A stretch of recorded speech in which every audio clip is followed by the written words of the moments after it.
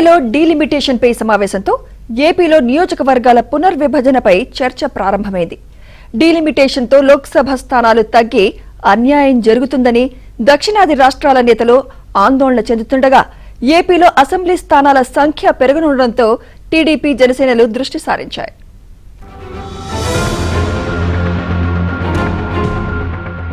ఆంధ్రప్రదేశ్ లో నియోజకవర్గాల పునర్విభజన హీట్ పెరుగుతోంది. నియోజకవర్గాల పునర్విభజన ప్రక్రియ ప్రారంభిస్తే కమిషన్ను నియమించి దేశవ్యాప్తంగా అభిప్రాయాలను సేకరిస్తారు. అలాగే రాజకీయ పార్టీల ప్రతినిధులతో కేంద్రంలో కమిటీని నియమించి వారి సిఫార్సులను పరిగణలోకి తీసుకుని డీలిమిటేషన్ పై ఫైనల్ నోటిఫికేషన్ విడుదల చేస్తారు. ఈ ప్రక్రియ అంతా పూర్తి కావాలంటే ఏడాదిన్నర నుంచి 2 సంవత్సరాల సమయం పడుతుంది. అయితే వచ్చే ఏడాది కార్యక్రమాన్ని చేపడతామని ఇటీవల కోయంబత్తూరులో జరిగిన కార్యక్రమంలో కేంద్ర హోంమంత్రి అమిత్ షా ప్రకటించడమే కాకుండా సీట్ల సంఖ్య తగ్గదని వ్యాఖ్యానించారు. కానీ జనాభా నిష్పత్తిలో చేస్తే పార్లమెంట్లో ప్రస్తుతం దక్షిణాదికి ఉన్న 24% వాటా 19% తగ్గుతుందని, ఉత్తరాదిలో సీట్ల సంఖ్య పెరిగే అవకాశం ఉందని నేతలు ఆందోళన వ్యక్తం చేస్తున్నారు. దీంతో ఏపీలో లోక్సభ స్థానాలు 25 నుంచి 20కి తగ్గుతాయని, తెలంగాణలో 17 నుంచి 3 స్థానాలు తగ్గి 14కి చేరుతాయని నేతలు ఆగ్రహం వ్యక్తం చేస్తున్నారు.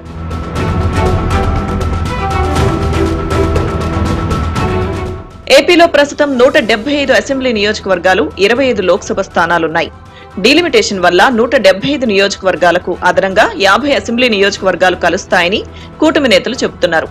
అందువల్లే ఇటీవల టీడీపీ, జనసేన పక్షాలు ఇప్పటి నుంచే నేతలను తమ పార్టీల్లో చేర్చుకుంటున్నారు. ఇటీవల వైసీపీ ఎమ్మెల్సీకి రాజీనామా చేసిన మర్రి రాజశేఖర్ త్వరలో టీడీపీలో చేరనుండగా మాజీ మంత్రి బాలినేని శ్రీనివాసరెడ్డి జనసేనలో చేరారు. అసెంబ్లీ సీట్ల సంఖ్య పెరిగితే తప్పనిసరిగా మరో 50 మంది నేతలకు అవకాశం కలగడంతో పాటు పలు జిల్లాల్లో సీట్ల సంఖ్య పెరగనుంది.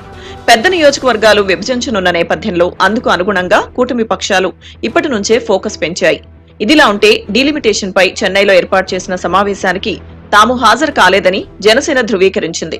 త్వరలో తమ అభిప్రాయాన్ని వెల్లడిస్తామని పవన్ కళ్యాణ్ పొలిటికల్ సెక్రటరీ హరిప్రసాద్ తెలిపారు. డీలిమిటేషన్ ఉంది ఈ రోజున. డీలిమిటేషన్ జరిగితే పార్లమెంట్ సీట్లు దక్షిణాదికి తగ్గిపోతాయి అంటే అసలు తగ్గుతాయా లేదనేది డిస్కషన్ పెట్టండి.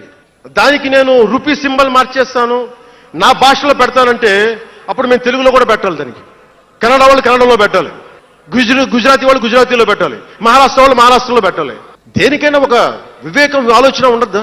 ఇక డీలిమిటేషన్ పై ఎన్డీఏ కూడా సమావేశం ఏర్పాటు చేయనున్నట్లు సమాచారం. ఈ సమావేశానికి టీడీపీ, జనసేన హాజరు కానున్నాయి. ఇప్పటికే దక్షిణాది రాష్ట్రాల్లో ఎన్డీయేతర పక్షాల సమావేశం జరగడంతో ఇందుకు ప్రతిగా తమ వాయిస్ వినిపించేందుకు తప్పనిసరిగా ఎన్డీఏ సమావేశం ఉంటుందని టీడీపీ సీనియర్ నేతలు చెబుతున్నారు. చెన్నైలో జరిగిన సమావేశంపై టీడీపీ ఎలాంటి అభిప్రాయం వ్యక్తం చేయలేదు.